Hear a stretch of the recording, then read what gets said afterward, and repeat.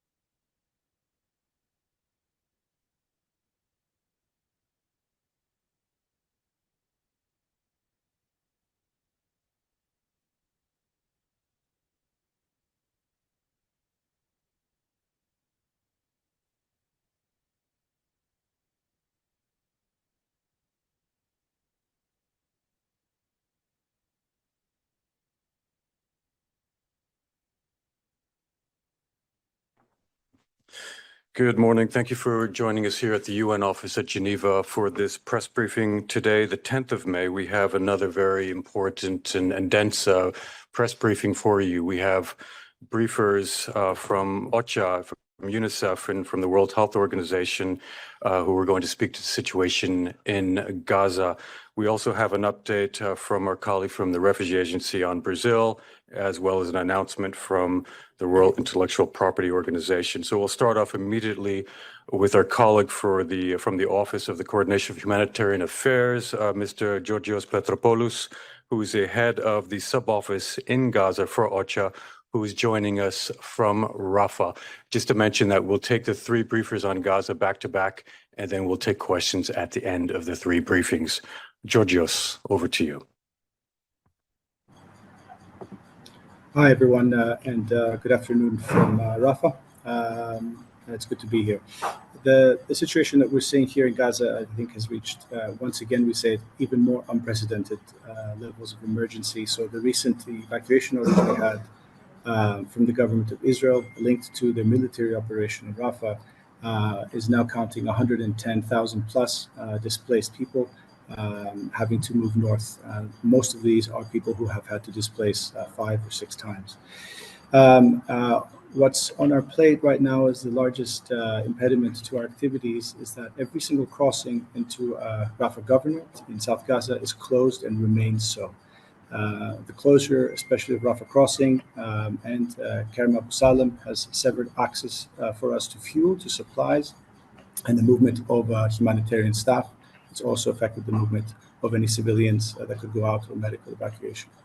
In our assessment of both Rafah and Kerem Abu Salem, to date we've seen that they're not secure, they're not safe, and they're not logistically viable. So there's a lot of work that we have to do to get them to that state. We're working hard with member states to find ways to bring this fuel and supplies and to make sure that aid workers can get in and out. This solution will need to be sustainable. We have to bring some kind of predictability to the aid here. Unless these solutions come quickly, our aid activities, our communication, with lack of fuel, banking activities even will halt within the next 2 days. Not having fuel will affect life-critical sectors. Without supplies, we're already seeing market prices rise, and vulnerable members of society being forced into abuse, having to make choices that are unacceptable, that are dangerous in order to access what does remain available in the market or on displacement sites. So protection of civilians, humanitarian assets, and our actual supplies with assurance from all parties has to remain a major concern. Already, we have lost supplies from warehouses that have been in evacuation zones from destruction and looting. Shelling, bombing has affected communication, cell phone, internet towers. We're losing internet access. We're losing the ability to communicate effectively with each other, with the communities that we serve. In the next day or so, if we don't have fuel, we are going to lose functioning of 5 Ministry of Health hospitals, 5 field hospitals, almost 30 ambulances, 70 primary healthcare centers run by UNRWA and other partners, and 10 mobile clinics providing immunization, trauma care, and malnutrition services, as well as 23 medical facilities in Al Mawasi, which, as you know, is where hundreds and hundreds of thousands of people have sought shelter. Any kind of meaningful safe water production in Rafah has already stopped. Facilities have to be maintained at their lowest levels just to ensure that they're not destroyed by full stoppage, which would require weeks to begin again. In terms of the food, we have to say that the World Food Programme in UNRWA will run out of food for distribution in the south by tomorrow. That means that people will be left only with what has already been distributed in their shelters, in their homes, and on site. As of today, we have 12 bakeries supported by humanitarian partners here in South Gaza. 8 have ceased to operate due to lack of fuel in stock, and the 4 that are still operating at reduced capacities will be out of that stock by Monday. Thank you very much. Thank you very much, Georgios. And indeed, Jens, who's with us here on the podium, will share these figures with you. We're going to turn immediately to another colleague joining us from Rafah, from UNICEF, Hamish Young, who's UNICEF's Senior Emergency Coordinator in the Gaza Strip. Hamish, over to you. Good morning, thank you, and greetings from Rafah here in Gaza. I've been working on large-scale humanitarian emergencies for the best part of the last 30 years. And I've never been involved in a situation as devastating, complex, or erratic as this. When I arrived in Gaza in the middle of November, I was shocked by the severity of the impact of this conflict on children, and impossibly, it has continued to worsen since then. Yesterday, I was walking around the Al Mawasi zone that people in Rafah are being told to move to.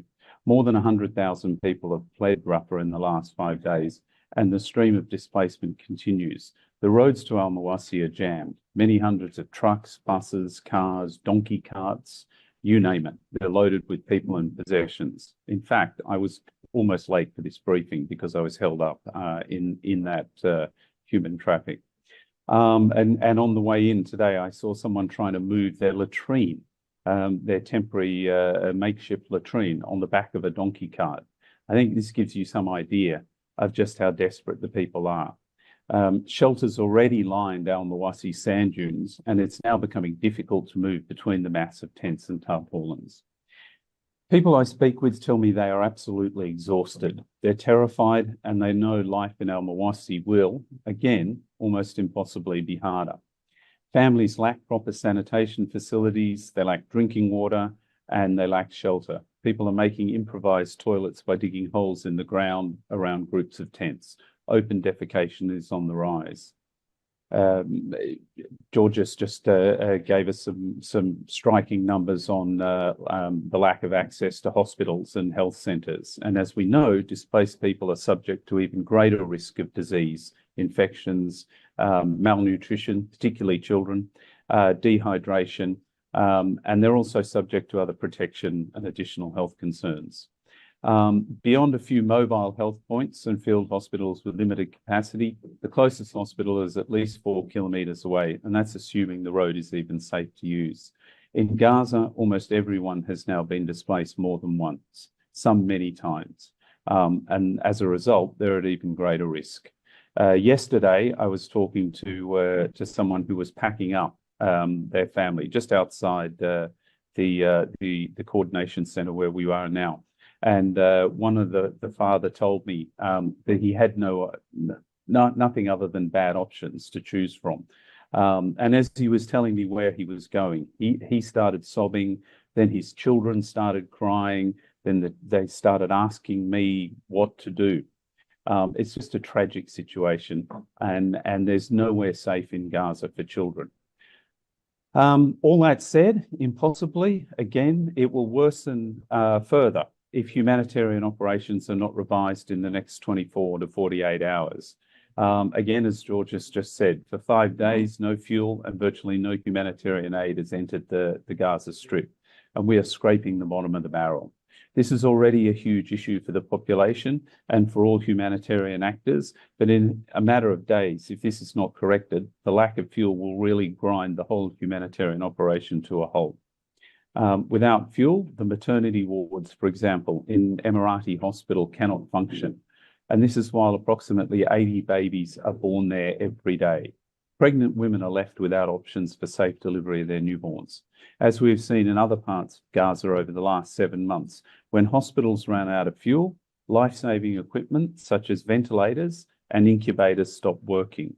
And there's not even enough incubators to go around at the moment. I was in a hospital last week, and every incubator had 2, if not 3, newborn babies in it. Without fuel, the water desalination plants, which are only running at 20 to 30% capacity anyway, cannot function. The water wells can't function. The sewage system, degraded as it is, cannot operate at all. And our trucks cannot bring the critical life-saving humanitarian aid to the people in need. Food stocks to support the people in the south are expected to run out in the coming days, and the last functioning bakery in the south is about to run out of fuel.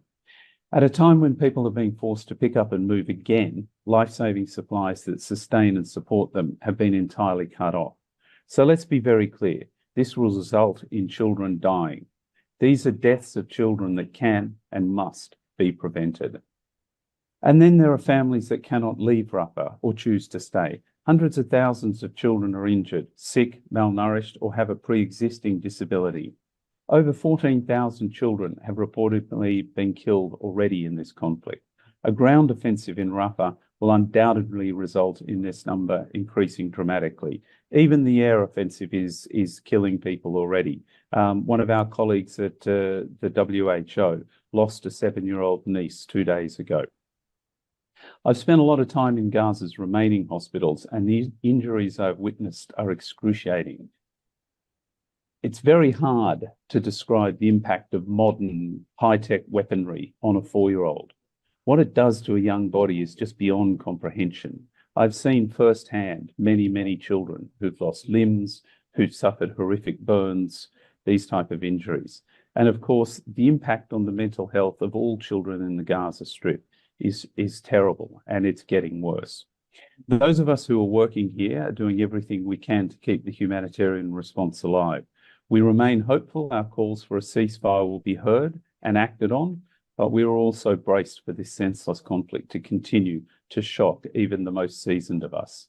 We need fuel immediately, aid must flow, hostages must be freed, Rafah must not be invaded, and children must be protected, not killed. Thank you. Thank you very much, Hamish. Now over to Margaret from the World Health Organization for an update as well on Gaza. And thank you very much to my colleague from UNICEF for those updates and really bringing to reality what a health system under such threat, under such pressure looks like. We have one bright spot. Our WHO team visited the NASA Medical Complex yesterday. It's not fully functional, but the work of the health partners in the health cluster, UK Med, MAP UK, MSF France and UNFPA, along with WHO, to get it back up and running. This has just been done within days, weeks, means that they were actually accepting dialysis patients yesterday, and they are also, their laboratory is able to perform some blood tests. It's not anywhere near where it was, but it's coming back. And this was part of a contingency plan to try to see where the hospitals could be made available, functional, if this incursion happened. But, and we have pre-positioned supplies in the various hospitals, field hospitals, medical points. But as has been made absolutely clear, without fuel, all that stops. All the things that a hospital does, all the life-saving treatments no longer can be done. Even if you've got somebody back from the brink, you've operated on them, you've put them on a ventilator stops, they no longer breathe. So without fuel, no matter what everybody's done, the whole system collapses. We have distributed fuel to NASA Medical Complex and to other hospitals. WHO are now the distributor of fuel to all hospitals. We've also had to suspend our missions to the north currently to conserve fuel, to try to ensure that we can provide as much fuel as possible to the hospitals in the south to keep them going. And as I said, I think that's it. Also, a team of logisticians were working to repair the sewage system in NASA Medical Center, and that is something that needs to be done throughout the Strip. As my colleague very graphically described, a lack of sewage services, lack of clean water means that if the bombs don't get you, you die of thirst, infectious diseases, or simply hunger. Thank you very much, Margaret. If you'll indulge me, we'll take questions in a minute, but I'm just going to read out a tweet that was put out last night from UNRWA on behalf of UNRWA's Commissioner General Philip Lazzarini. The tweet is as follows: this evening, Israeli residents set fire twice to the perimeter of their UNRWA headquarters in the occupied East Jerusalem. And this took place while UNRWA and UN agency staff were on the compound. While there were no casualties among the staff, the fire caused extensive damage to outdoor areas. The UNRWA headquarters has on its grounds a petrol and diesel station for the agency's fleet of cars. Now, the director of UNRWA, with the help of other staff, had put out the fire themselves, as it took the Israeli fire extinguishers and police a while before they turned up. A crowd accompanied by armed men were witnessed outside the compound chanting, "Burn down the United Nations." This is an outrageous development. Once again, the lives of UN staff were at a serious risk. In light of this second appalling incident, in less than a week, the Commissioner General has taken the decision to close down the compound until proper security is restored. Over the past 2 months, I should mention that the Israeli extremists have been staging protests outside their UNRWA compound in Jerusalem, called by an elected member of the Jerusalem municipality. The tweet continues. This week, the protest became violent when demonstrators threw stones at the UN staff in the buildings of the compound. Over the past months, UN staff have been regularly subjected to harassment and intimidation. The UNRWA compound has been seriously vandalized and damaged. On several occasions, Israeli extremists threatened staff with guns. UN, of course, it is a responsibility of the state of Israel as an occupying power to ensure the United Nations personnel and facilities are protected at all times. UN staff premises and operations should be protected at all times in line with international law. Lastly, the UNRWA Commissioner General calls on all who have influence to put an end to these attacks and hold all those responsible accountable. The perpetrators of these attacks must be investigated, and those responsible must be held accountable. Anything less will set a dangerous standard. And of course, that's the end of the tweet. Of course, this illustrates that our colleagues, of course, in Gaza are at a risk. We've lost many humanitarian colleagues. We've lost nearly 190 of our UNRWA staff, as we've reported here. It's not just in Gaza where we are under attack. So this is something that we really wanted to emphasize, the need for accountability, the need for these intimidations and attacks to end. So I'll turn over to you, colleagues, for your questions. And if you could kindly indicate who you want to point your question to, we'll start off right away for any in the room. And then we'll turn to the platform. Okay, we have a question from Mohammed of Andalu. Mohammed. Thank you so much, Rolando. My question for Ocha, Jens, or other guy can reply it. After the Israeli attack, almost 110,000 people fled Rafah for safety, as you well know. My question is, where these forcibly displaced people go? Is this a number expected to increase rapidly? And does United Nations have any aid plan for these people? Thank you. Thank you, Mohammed. Georgios? Yeah, thank you very much for your question. So we've seen since the attack, we've seen on average about 30,000 people leaving Rafah every day. They move from Rafah city towards the coast, or they move north into the governorates of Khan Yunis or Deir al-Balah, or what we call the middle area. They add to the numbers of the displaced there. So these areas already have displaced numbers in the hundreds of thousands. The humanitarian system has prepared through some pre-positioning of supplies and moving of field hospitals and preparation of primary health care. The problem is that at present, and when this new operation started here in the south, we simply have no tents, we have no blankets, no bedding, none of the items that you would expect the population on the move to be able to get from a humanitarian system.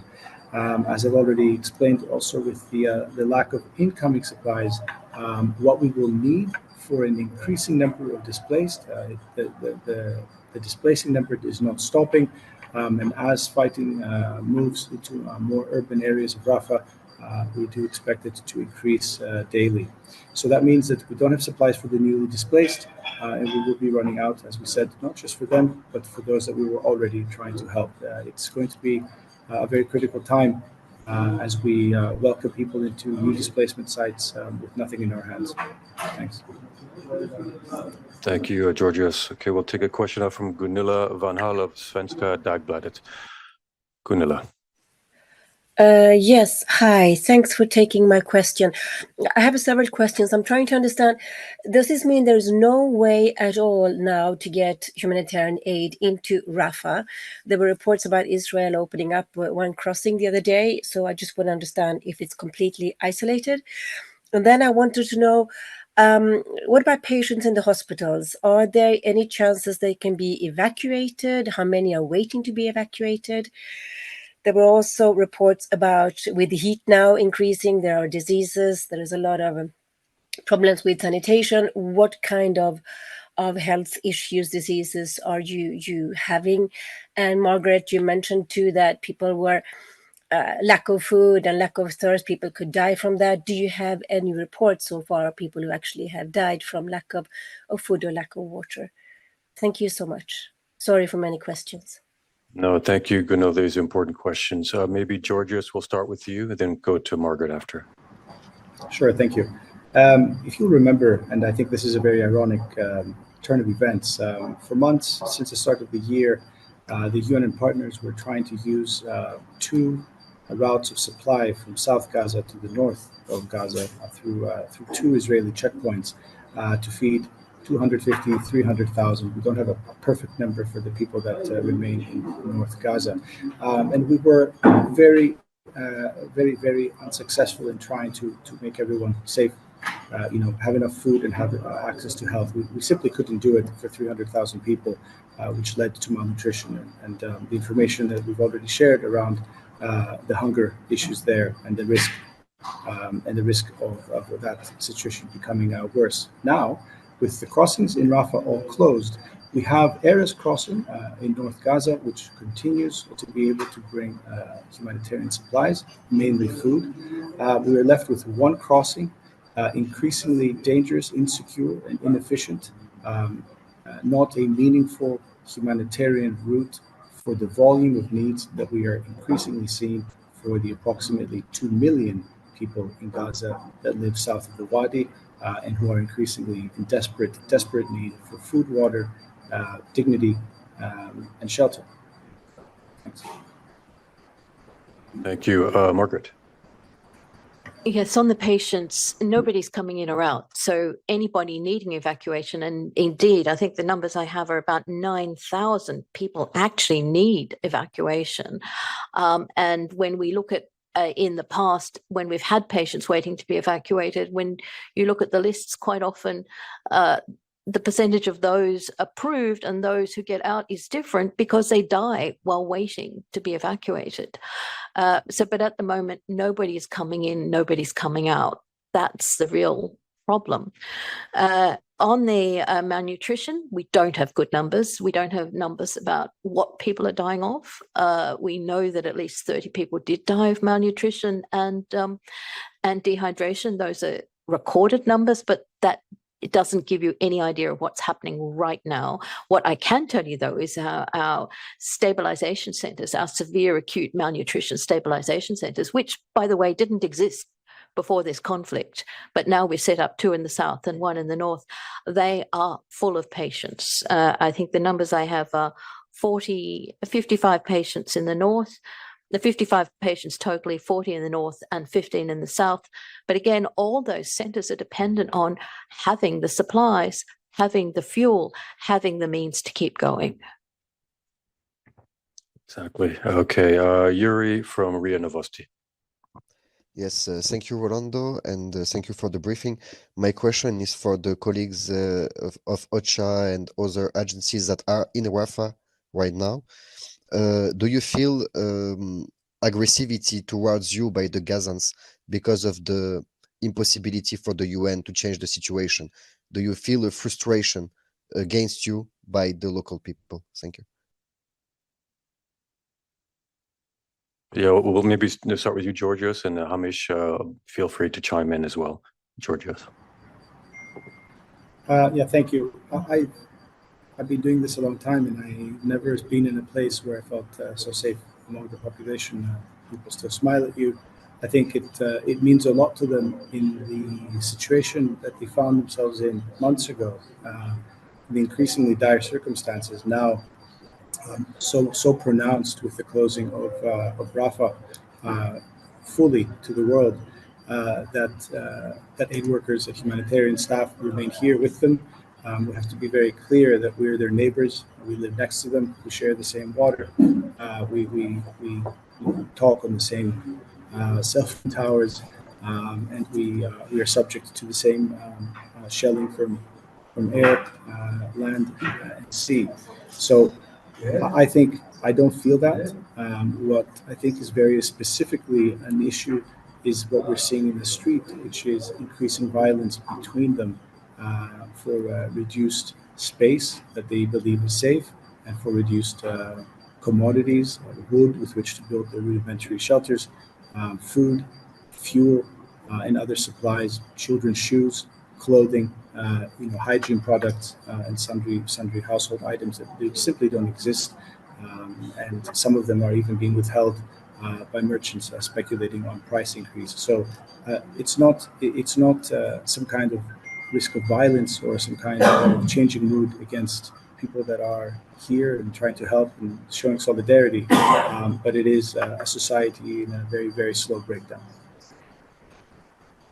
Thanks, Georgios. Hamish? Not much really to add to what Georgios said, just to reiterate that we feel, all of us feel very personally, very comfortable here. I'm quite happy to walk out. I leave my car parked some distance away, quite happy to walk through the crowds.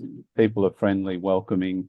When I was stuck in the traffic earlier today, people were helping clear donkey carts out of the way, that type of thing.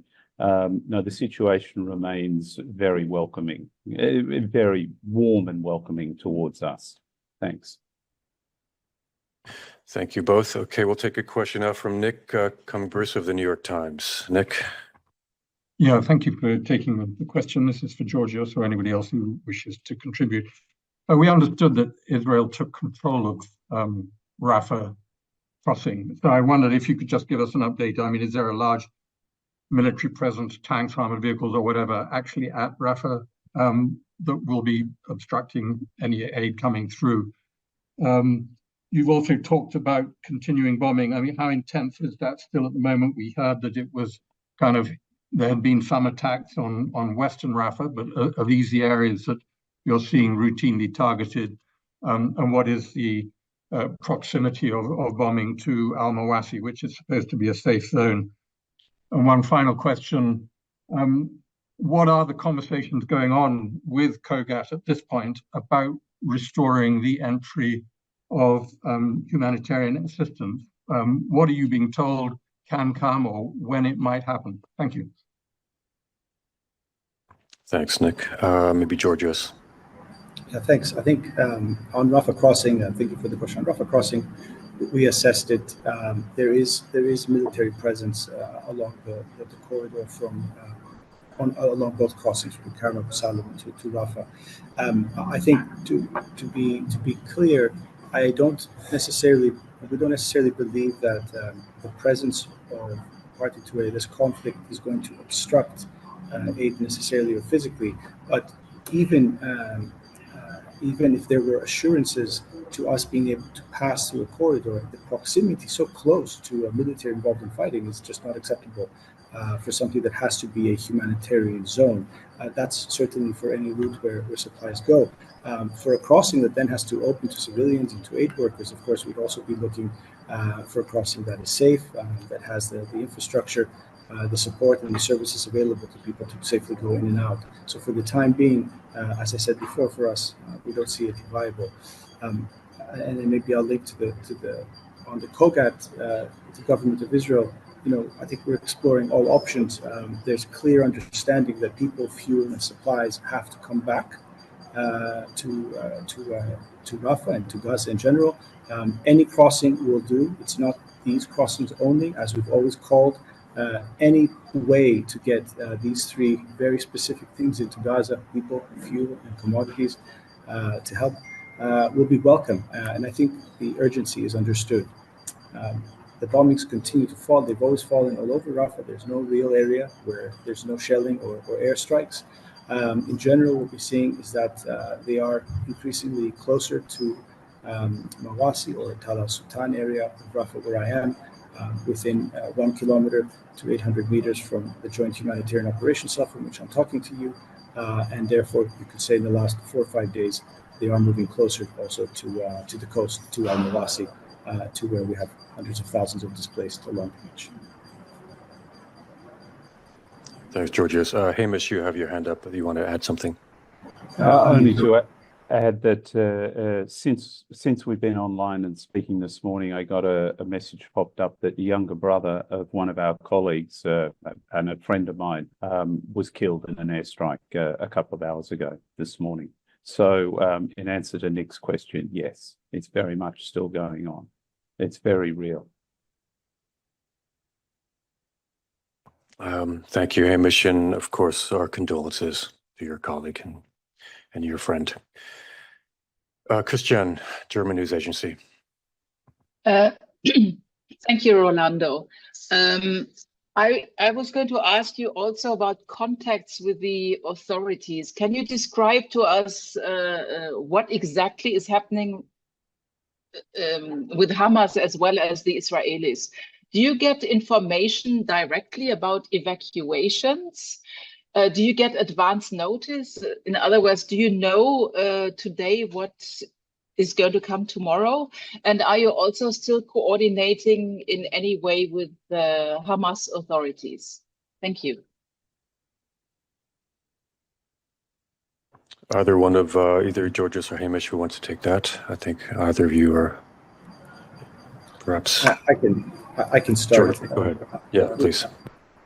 We get evacuation orders from the Israeli military through very particular channels, as the United Nations, which we then share in the system, the humanitarian system. But the evacuation orders have also gone out to the people of Gaza through social media, Facebook and Twitter and so on. They've gone out through leaflets that are passed. And I can say also that the recent evacuation orders here in East Rafah also included direct phone calls, I think, to civilians that were asked to evacuate their neighborhoods and their homes. We'll continue to engage all parties to the conflict for safe access, for secure humanitarian supply, for secure humanitarian routes from north to south, from south to south, and for the understanding that every single humanitarian worker and protected sites should be respected, should be neutral and remain a place of safety for the aid workers and the people that reach them for our services. Thanks. Okay, thank you very much, Georgios. We have a question from Lisa Schlein, the Voice of America. Lisa? Thank you, Orlando. Good morning, everyone. Yeah, I'd like to get your impression about President Biden has said that he would suspend arms shipments to Israel if the operation, the incursion into Rafah, goes ahead. How important is this, do you think? Netanyahu seems to have dissed that situation and said he's going to go ahead anyway. Are you fearful that the U.S. has perhaps lost any kind of influence that it has had upon Israel, and that it can do anything about this? Or do you believe that it might have some kind of an influence upon the operation? Thank you. And if everybody would please send us the notes as soon as possible, because there's so much material to digest. Thank you. Okay, I don't know if maybe Georgios had any thoughts on that. I think from the beginning, every single way that we can to avoid an operation in Rafah, to avoid a military incursion or a battle in the last part of Gaza that's left standing physically from the beginning, the last part where we have, I think, anything approaching meaningful humanitarian assets and infrastructure has to be looked at. And we have to stop. We have to stop this at all costs.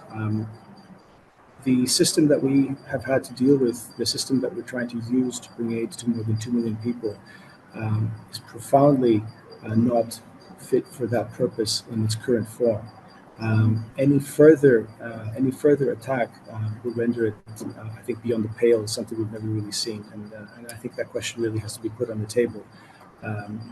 We have to put people first. We have to make sure that in this war, like all wars, but specifically on this one, where people really cannot reach places of safety, we talk about people first and what has been done to them, what is continuing to be done to them, and how fast we can end it for everyone here being affected by the war, including the hostages.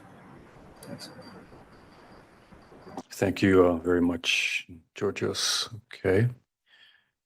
We do have a question now from Robin Millard of Agence France Presse Online. Go ahead, Robin. Thank you. I've got a question for Margaret on another topic, but I can come back to that. On Gaza, have you been told anything about when fuel might be able to come in? Have you been given any promises or guarantees? And secondly, on the patients in the hospitals which are set to run out of fuel within a day or two, how many patients are actually being treated in those hospitals? Thank you. Maybe on the first question of the fuel, either, I guess Georgios may be best placed there. Yeah, thanks. It's a short one. We have had attempts every day. They've fallen short either because of the very complicated logistical bringing fuel to Gaza and the security situation in Gaza. So it could be tomorrow, could be the day after. But I think it's very clear that everyone wants us to work. There is an understanding that the fuel has to come in. Again, it's not something that should be a one-off. It has to come in the volume we need, and it has to come in every day, and it has to come in safely. Thanks. Absolutely. Okay, Margaret, on the hospitals? So we're talking about fuel for hospitals throughout the Gaza Strip, remember. This is not simply only in the south. Now we know that there were 500 beds added through the work of the emergency medical teams and the field hospitals, and another 1,500 beds were available. But all the hospitals are massively overcrowded. So if I would have to add thousands more of patients. So we're really looking at, well, thousands. You know, I can't give you a clear number, but you're talking about thousands of people today, but also the thousands of people who need help tomorrow and the next day and the day after.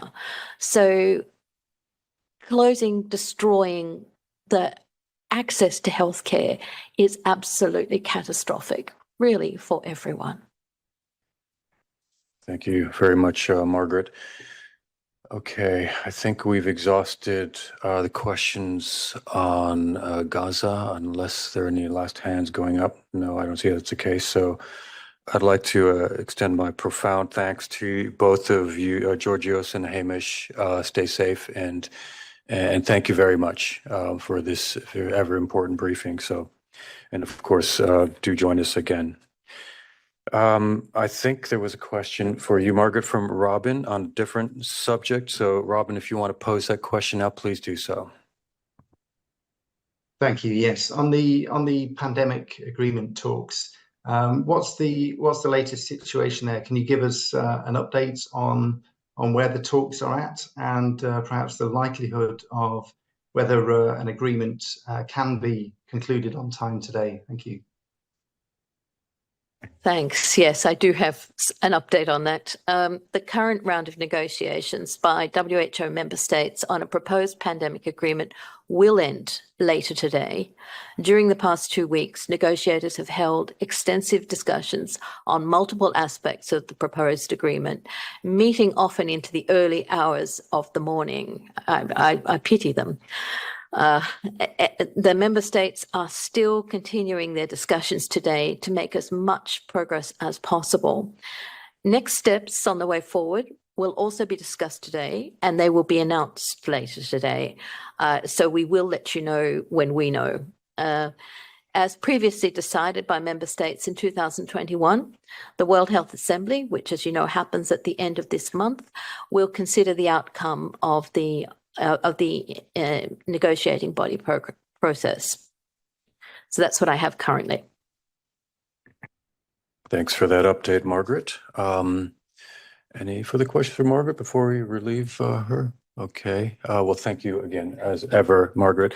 I'm going to call William Spindler of the UN High Commissioner for Refugees, who's going to address the floods in Brazil.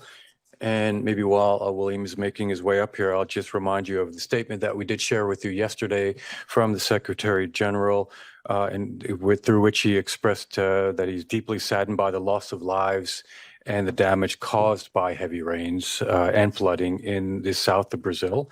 Extended his condolences and solidarity to the government and people of Brazil, as well as to the families of the victims. And Secretary General also noted that disasters such as this are indeed a reminder of the devastating effects of the climate crisis on lives and livelihoods. So that statement is in your inbox as of yesterday. Over to you, William, for an update from UNHCR. Thank you, Rolando. UNHCR, the UN Refugee Agency, is working with federal, state, and municipal authorities, as well as partner organizations in Brazil, to mitigate the severe impact of the extreme weather events, including heavy rains, strong winds, and cold, that have devastated areas of Brazil's southern state of Rio Grande do Sul. Massive floods, in particular, have killed at least 107 people and affected more than 1.7 million, according to official figures. Another 134 people are reported missing. Those affected include some 41,000 refugees and other people in need of international protection, including many Venezuelans and Haitians who live in affected areas, some of which can only be reached by boat.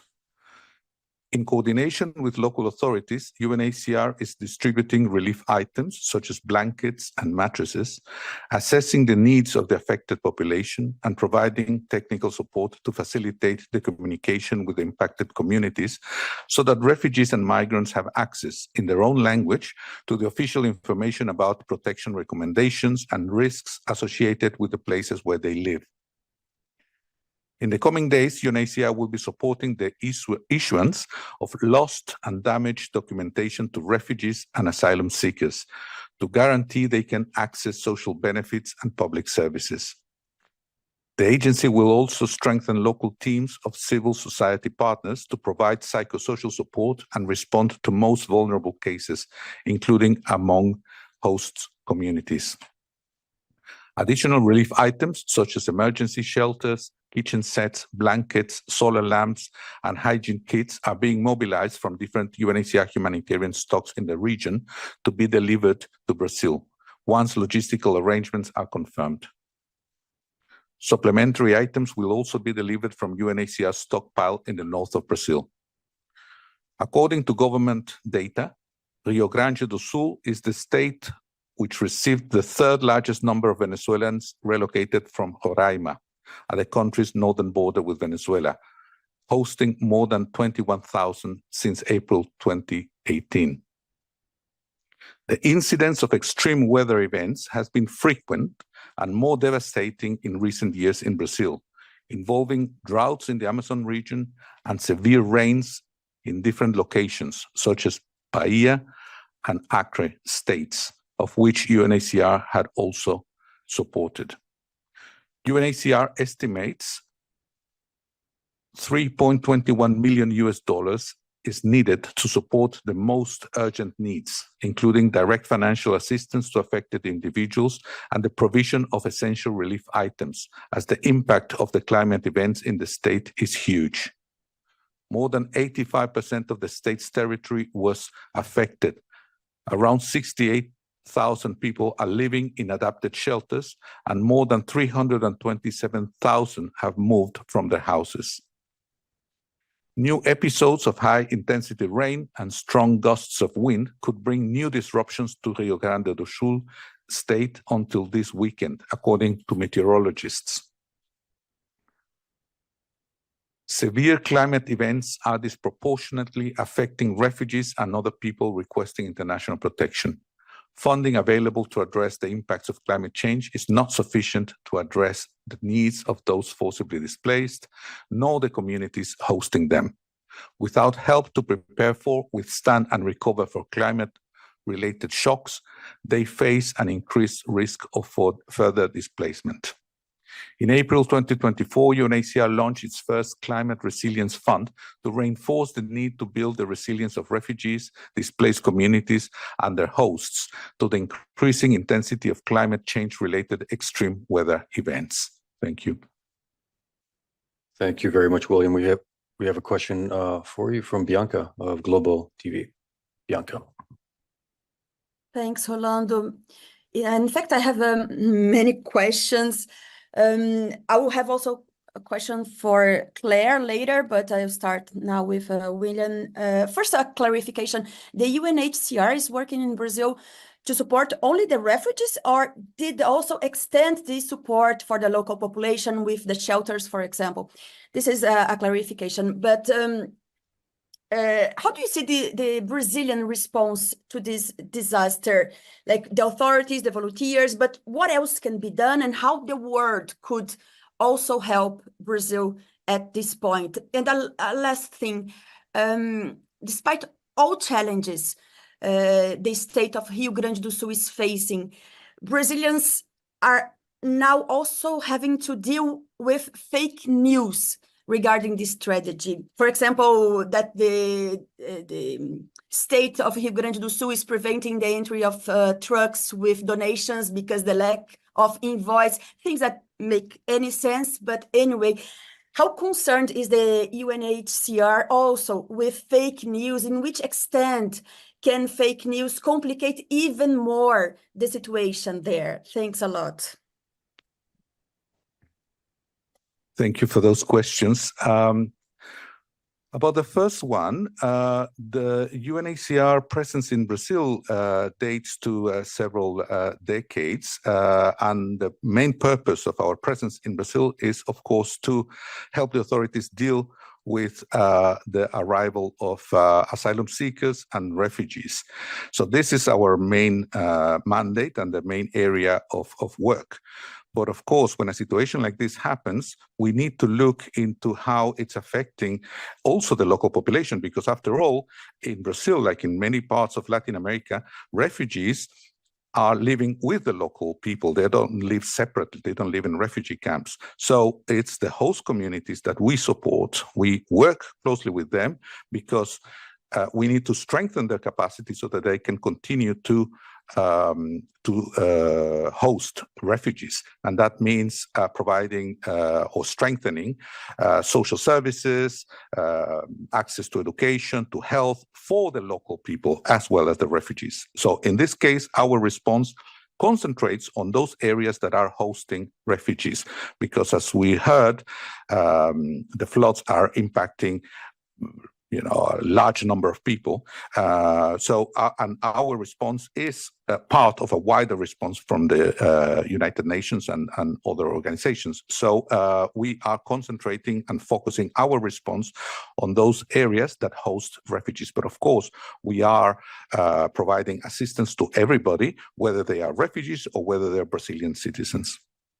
On the question of fake news, it's a problem, I think, that we face in many parts of the world, not just when there are natural disasters like this, but in many other circumstances, they tend to exacerbate tensions with society. We see in many cases that they target individuals, they promote hatred of people, whether they are from different nationality or different group, or also against LGBT people and so on. So it is a serious concern. It's something that needs to be addressed. It exacerbates already difficult situations. It can also lead to difficulties in providing humanitarian assistance. So this is a major concern, I think, not just in Brazil, but in many parts of the world. And could you remind me what the other question was? I think maybe, I think those are the two questions I recall, but maybe, is there another one, Bianca? Or are you satisfied with those responses? Yeah, I asked specifically what else can be done. I asked about the Brazilian response, authorities and volunteers, but what else can be done? Like how the world could also help Brazil at this point, if you can add. Thanks a lot. Yes, in this case, the response is being led by the local and federal authorities in Brazil. So as I said, our contribution comes within this kind of wider effort by the authorities. So we are helping the authorities. We are not leading in the response, but we are part of a wider response together with other UN organizations, NGOs, civil society organizations, local volunteers, as you said, and of course the authorities, civil defense, and so on. So this is a kind of joint effort in which we participate. Brazil is a country that is prone to natural disasters. So it's very important to work on prevention, and also particularly in those areas that are mostly affected and prone to these situations. And among those populations that are particularly vulnerable, the impact of climate change affects everybody, but some individuals and communities are at a more vulnerable situation, particularly refugees and migrants, because they are not from the country, they come from other countries, and that means that they don't have the same kind of social networks, family, and so on that nationals have. Often they are also living in areas that are more exposed to risk. So they are impacted in a disproportionate way by these events. But of course, these events affect everybody. Thank you very much, William. And if I may just add, indeed, the Brazilian government is leading the efforts, but on behalf of the UN, we have a resident coordinator in country who's representing UNDP, who's leading the UN team's response. And just to echo what was mentioned at yesterday's briefing, the response includes shipping emergency supplies and monitoring the spread of disease, supporting shelter and related needs, and distributing emergency kits and monitoring children and adolescents, some of whom have been separated from their families, as William just alluded to. On the issue of fake news, I mean, it's just to echo what William said. This is a scourge which is facing us around the globe, and indeed, that's why it's important for you, members of the press, for your accurate reporting to help us contend with this massive amounts of disinformation, which really does not help us in carrying out our jobs. So this is really just a point I wanted to make to echo and to support William's comments. We have a few hands that have gone up still. I know that Claire, you have a question. I'll be pointed to you, but before that, maybe just to go to Maya Plentz. You have a question for William, perhaps.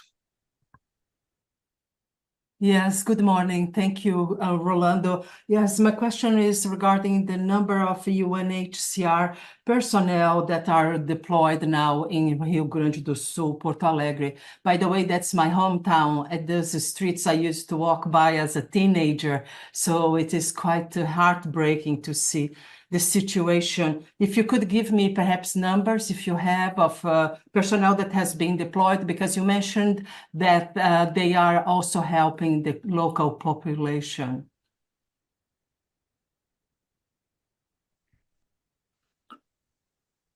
Thank you for that question, and my condolences to you personally, since your family, friends are directly affected by this tragedy. UNHCR has a number of staff in Brazil, specifically on Rio Grande do Sul. We work through a number of partners that are present on the ground. We work with, for instance, SOS Children's Villages. We also work with the Jesuit Service for Migrants and Refugees, who are present on the ground. So we work through many of these organizations that we help to finance in areas of the reception, integration of refugees and asylum seekers, also local development, protection and assistance. We provide through them protection services and community-based protection. So we are also in contact with refugee-led organizations. So these are organizations by the refugees themselves, who organize themselves to defend their interests, and we support that as well. There are a number of UNHCR partners in the academic world as well. Since you are from that state, you might be aware of the Sergio Vieira de Mello Chair and the Unicinos University, and which is housing around 2,000 families at the moment. So through the efforts of all these partners, we managed to reach a greater number of people. Thank you very much. We still have a few hands. I'm sorry, I didn't see you, Antonio, in the room. Maybe before we go to you, Antonio, I just see that Maya, is that a quick follow-up to the previous question? That you have your hand still up there? Yes, thank you very much, Rolando. It's a quick follow-up. It is again, just if you could send us your notes, and also what is the number of refugees? I don't know if you mentioned it before, that the UNHCR was already taking care of, or are they already integrated in the community, or are they living in a separate sort of encampment of sorts? And two is, the number of people you're helping on the on the refugees from Venezuela side, and the number of people you're helping that are now the people from Porto Alegre, the citizens of Porto Alegre. Thank you, Maya. Yes, I hope that you'll get my my notes soon if you haven't received them yet. And most of this information is there. The numbers of people affected, the number of people that we are assisting, the number of refugees in the state and in the whole of Brazil. But on your question of whether they are separate, located in separate areas, as I said earlier on, in Brazil, as in most of Latin America, there are no separate refugee camps housing refugees. They are living with the host community in the same conditions and in the same type of places as the local community. Thank you very much. And Claire, I see you there. I haven't forgotten you. I know I think Bianca has a question for you, but before we turn to that, maybe Antonio from Spanish news agency in the room has a question as well. Yes, Antonio. thank you, Rolando and William. So I think you mentioned that Rio Grande do Sul is the third state that has more refugees from Venezuela and Haiti, I think. Do you know which are the other ones that have important refugee populations? Do you have the numbers? I also would like to know if the UNHCR participates in the decision to allocate these refugees in different states of Brazil, and how is this decided? Because for me, it's curious that Rio Grande do Sul is quite far from Venezuela. So what are the main reasons to choose these states? Thank you. Thank you, Antonio. That's a good question. The state that receives the largest number of Venezuelan refugees is Roraima in the north, which is bordering Venezuela. So you're right, Rio Grande do Sul is very far. But since Roraima for many years has been receiving the bulk of the refugees from Venezuela, and it's a state that is facing several challenges, not least because of its remoteness. The Brazilian government, with the help of UNHCR and other organizations, started a program of moving people from Roraima to other parts of Brazil, to other cities, on a voluntary basis as well, and in coordination with the receiving states or cities, of course. So over 100 cities and towns all over Brazil are part of this scheme. Over 100,000 people have been relocated from Roraima to other parts of Brazil, and when they arrive there, they are provided with accommodation and help to find work so that they can integrate quicker into their new homes. So the idea is to share the responsibility of hosting this large community away from the state that has received the most to other states. I can give you more information about this scheme and send it to you. Thank you very much, William. Okay, Bianca, back to you. And I think maybe you had a question, maybe both for William and Claire. Hi, can you hear me again? Yes, Yes. loud and clear. Go ahead. Thanks again. Yeah, in fact, I have to Claire, and I think three main things. One is Claire just shared with us the latest forecast from the Brazilian Meteorological Service. So how concerned is the WMO with this forecast? A second point, this week we saw the launch of the report on the state of the climate in Latin America last year. And Celeste Saulo said that unfortunately 2023 was a year of record climate hazards in the region. So following what we are seeing in Brazil, is 2024 in the way to be even worse than last year.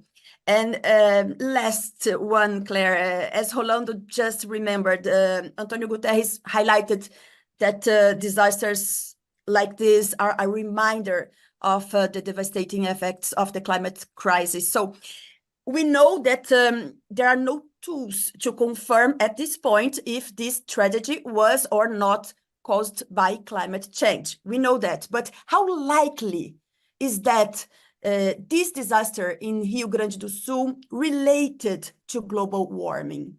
Thanks again. Go ahead, Okay, Claire. thank you. Thank you for the questions. As you said, the state of the climate in Latin America and the Caribbean, which the World Meteorological Organization released earlier this week, highlighted the vulnerability of the entire region to extreme weather and climate change impacts in 2023. Will 2024 be worse? It's difficult to say at this stage, but obviously if you are in the affected flooded area right now, I mean, from obviously, 2024 for those affected is an absolutely, record-breakingly bad year. And I think what I would like to stress, it's just the size of this. We're talking about a huge area, multiple times of Switzerland. It's not just a local river which has overflowed its banks. It's massive, and it really will, undermine socioeconomic development in that entire area, for a long time to come. Is it related to climate change?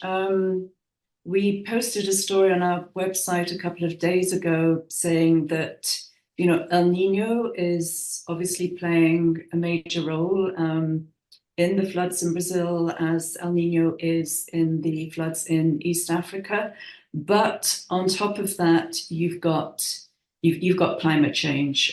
So as we said in our Latin America report this week, it's a double whammy. It's a double whammy of El Nino and plus climate change. And that's what we're seeing in Brazil right now.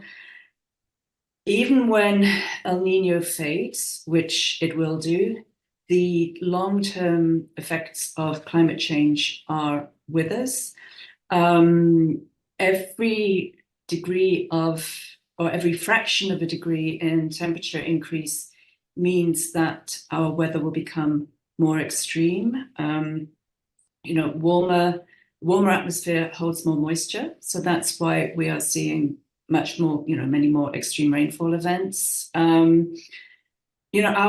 weather is on steroids, and until we find a cure for it, or until we, stop consuming the greenhouse gases which are driving this extreme weather, we're going to see more floods. We're going to see more extreme floods. We're going to see more intense drought. We're going to see more intense heat waves. And it's something that WMO and Celeste Saula, we're saying it on a daily basis. We really do need climate action, and we need it urgently. And just to underline my point, today on our website, we've just posted a news story to say that April globally was the hottest April on record. Again, it's, we seem to be in a phase of, another month, another record. So we've now had 11 months in a row where it was the hottest month on record. So it was the hottest April on record, it was the hottest March, hottest February, hottest January, etc., etc. For 13 months, sea surface temperatures have been record highs. So even longer than the land, the average global surface temperature. That is combination of El Nino, but it's also climate change. It's a very, very strong climate change signal. So yeah. Yeah, thank you, Claire, and thank you for flagging that latest update on April. We're back with Maya, and then Bianca also has a question, so maybe starting with Maya. Yes, thank you, Rolando, for taking my question. The question is for Claire. If I could have the copy of the report in Spanish that you issued this week, the report you issued this week regarding Latin America, and also how is WMO involved in any way in supporting the Brazilian government, and in particular the state of Rio Grande do Sul government in this moment? Okay. Yes, the report is available in Spanish. I'll send it to you.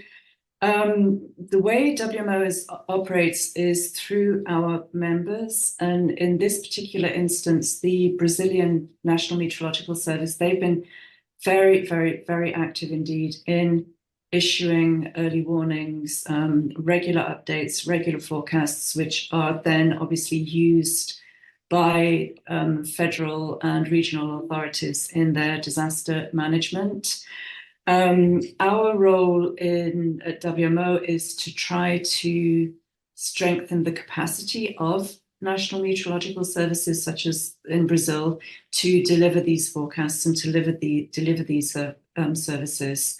We are one of the leading players in the global Early Warnings for All initiative.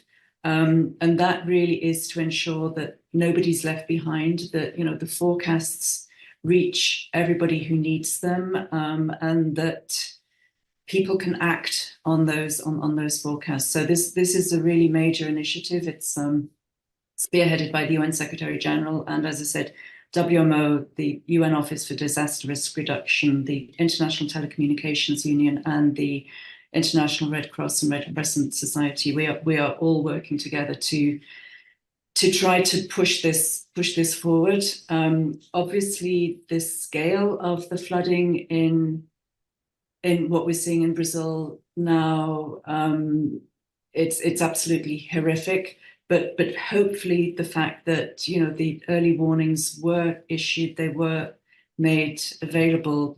Hopefully that did help minimize the casualties, and any one life lost is one too many. But we hope by forecast early warnings we can keep the loss of life to a minimum. Thank you very much, Claire. I see that both you might have your hand back up again. I mean, if there's something that you can maybe pose to Claire bilaterally, unless it's a Yeah, go just ahead. to follow up. So a clarification. So these early warning systems were non-existent, or they were, but they missed it because the scale of the damage gives you on the idea that there was no proper early warning system to evacuate people, or can you just quickly say something about the early warning systems, because how do they work? It's like the National Meteorological Services of that city or that city municipal has some sort of radar, sensors, whatever, satellites that are kind of capturing things around the globe that will impact that region in that specific moment. Is there a way that you can tell us why this seems that it has failed, this early warning system? No, I disagree with that. The early warnings have been issued regularly, reliably, and repeatedly by the National Meteorological Service. They've been issuing the warnings. The forecasts have been spot on. They've issued another forecast today, warning of yet more heavy rain, to hit the areas. So the warnings are there. They are accurate. This is not the case in all parts of the world, which is why we've got the Early Warnings for All initiative. But certainly what we've been seeing in Brazil is that the National Meteorological and Hydrological Service really has done a tremendous job in issuing the forecasts and issuing the warnings. It's the scale of the scale of the disaster, the intensity of the rainfall, the fact that it's lasted for so long, that obviously makes disaster response very, very difficult. But the warnings are there. It's they've worked. They have worked. Thank you very much. Bianca, a quick follow-up to a previous question, perhaps? Yeah, thanks again, Rolando. I had a question to Claire, to Claire, that I think she didn't answer. It was regarding the forecast for today, because it's a lot of rain again. So if the forecast is confirmed, how bad can be the situation now? And last one, just and I'm sorry for I apologize to my colleagues because we are really into this story, Maya and I. But for Brazil, it's really a dramatic thing. The situation is very difficult. So if both Claire and William, if both of you can just give, it could be a small sentence, but just to compare this situation, this disaster in Brazil with other floods in the world, because just to give us a big picture of the intensity and the dramatic scale of what we are seeing now in Rio Grande do Sul. Thanks. I promise it's finished. Okay, so so for the forecast today, and I'm just reading from the from the forecast from the National Meteorological Service. They are the ones who are responsible. So according to the National Institute of Meteorology, it's important to note that the predicted rainfall volumes may cause new disturbances in areas already affected previously. And for this reason, INMET, which is the service, warns and recommends following the guidelines of the National Civil Defence. So they are making their forecasts, their warnings available to federal and to regional authorities, who are then responsible for the, any additional evacuation measures, any additional emergency planning measures. In terms of comparing it, it's on a massive scale. It's part of Brazil. If we look at what's been happening in East Africa, it's equally dramatic, for anybody who's caught up in this, anybody who loses, loved ones, who loses their livelihood, who loses their crops. You can't really say, well, it's worse what's happening in Brazil than East Africa. But in East Africa, when we see what happened in Kenya, and the Kenyan president last week said, no corner of Kenya is not affected by the scale of the flooding there. You see the small-scale farmers in East Africa who've lost everything. They've lost their livestock. They've lost their crops. They've lost everything. They've been displaced. Infrastructure has been washed away in Brazil and in East Africa. So it's a really dire emergency for anybody who's caught up, be it in Africa or be it in Brazil. Okay, I'm going to allow one follow-up from Maya, and then we really need to end it. But unless this is something that you can pose to Claire or William bilaterally, is this a really quick follow-up for clarification? Yes. Thank you. Go ahead, Rolando. Yes. They say that is on the scale of Katrina, the damage, the devastation that's happening in Porto Alegre. So that's something that perhaps most people are familiar what happened in Katrina. But what I would like to ask now is, you're saying the early warning systems were in place, they were given sufficient warnings. And how come people could not evacuate in time? Is because there are no systems in place. So this is a failure of the Brazilian government, or it's also because it is somewhat a new incidents, right, that are happening more frequently, and that governments need to step up and prepare better for situations like this? I don't think I would use the word failure for this particular case. From what I've seen, the Brazilian government did respond, very rapidly, very efficiently. It's just the scale of this, the scale of the magnitude of the disaster, which does make it very difficult. And as William said, there's not enough funding being put in sort of early warning systems, generally in climate adaptation, climate mitigation. But I think, it's, as the UN Secretary General says, when we are at war with nature, as we, are by constantly, adding more pollution to the atmosphere, then nature strikes back, and nature has unfortunately, hit back in Brazil. Thank you very much, Claire. Much appreciated. Thanks, colleagues, for your interesting questions on this important subject. Ed Harris of WIPO is with us, and thanks for your patience. Ed has an announcement on the diplomatic conference. Over to you, Ed. Thank you, Rolando. Good morning, everyone. You will have received copious amounts of information from me about the upcoming diplomatic conference, which begins on Monday. So just a couple of logistical notes before everybody heads out for a nice sunny weekend. It begins at 10 a.m. here at WIPO. It will be webcast. You can find the link through our website. For anybody who wants to come over, please give me a call in advance and arrive as early as possible. There are 1,200 attendees who have indicated that they'll be arriving also on Monday morning. So we're expecting a capacity crowd. For folks who want to shoot inside, we can bring you in a bit, let you do some beauty shots. And of course, you can do what you want on the premises. So just to say, please give me as much forewarning as possible. And I hope to see everybody on Monday morning. Have a great weekend. Thanks, Rolando. Thanks to you, Ed, and thanks for those important notes.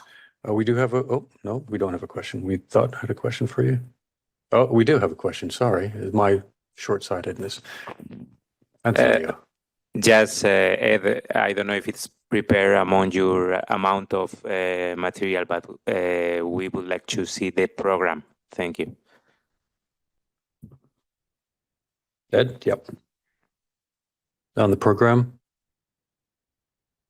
Yeah, sorry, I got muted. Yeah, the program you can find through the website. There's a main page that has all the links. If you want, I can email it to you. There's an agenda you can find it through our meeting site. Give you a basic rundown of what's to be expected on the first few days. Michelle, I'll send that to you, no problem, right after we finish here. Thanks, Ed. I suppose, Michelle, is that the same question on the program? Maybe another question? Go ahead.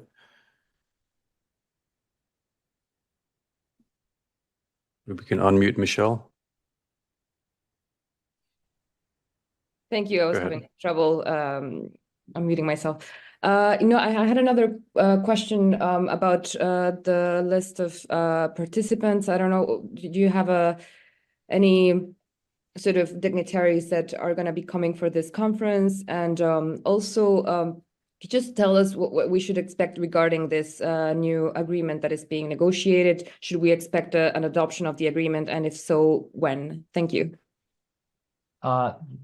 Let's let the last go first. So the diplomatic conference is scheduled between May 13th and 24th. So that's from this Monday to the following Friday.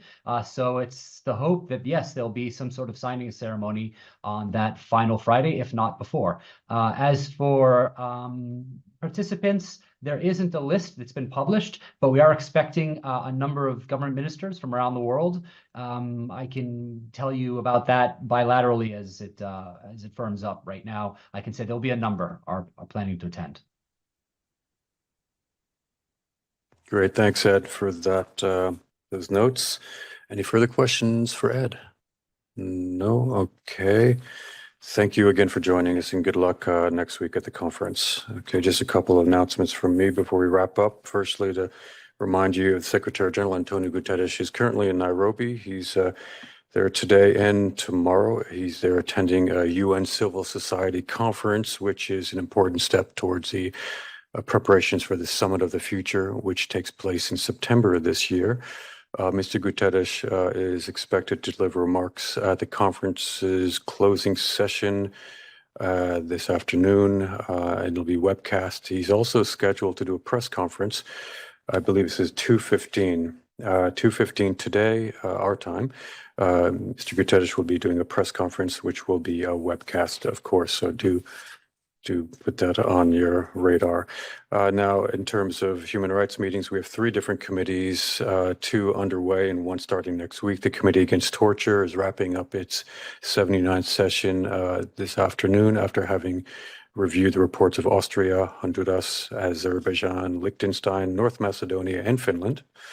The Committee on the Rights of the Child had its session start this week, and it continues next week. Today, it's reviewing, this morning it's reviewing the report of Mali, and this afternoon it'll review a report of Panama under the optional protocol on the sale of children.